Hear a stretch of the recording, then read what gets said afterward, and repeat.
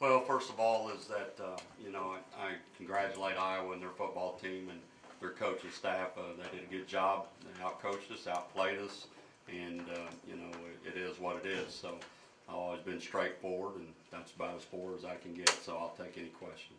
Well, we repped both of them all week, and with a hamstring, he just he practiced and moved and threw and did all the things just like we normally do, and we felt comfortable, if he could play, we would, and it was going to be his call because I don't, know. But he practiced, repped, and all those kind of things. And we talked to him a little bit last night, and then we talked to him at before the game because with a hamstring, weather, you got to get out, and move around, those kind of things. But he felt, that he was 100% and that he'd be able to go. So he's mentally prepared. Mitch was mentally prepared, and so that's that's my call, my responsibility to make sure they're ready, and I just we got to do a better job.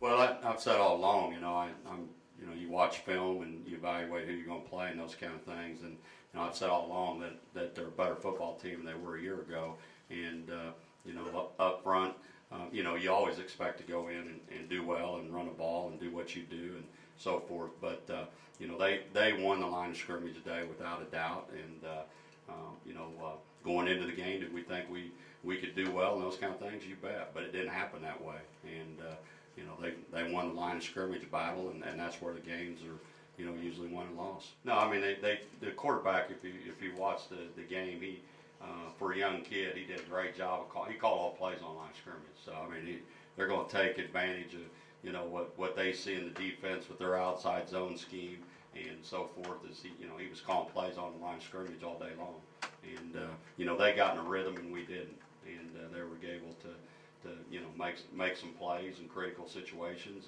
and we didn't. We had even though we didn't do real well, we were in the game in the third quarter, and we had, I think it was Derek wide open, and we didn't hit him. We'd get that and we maybe get something going. We just didn't get anything going today.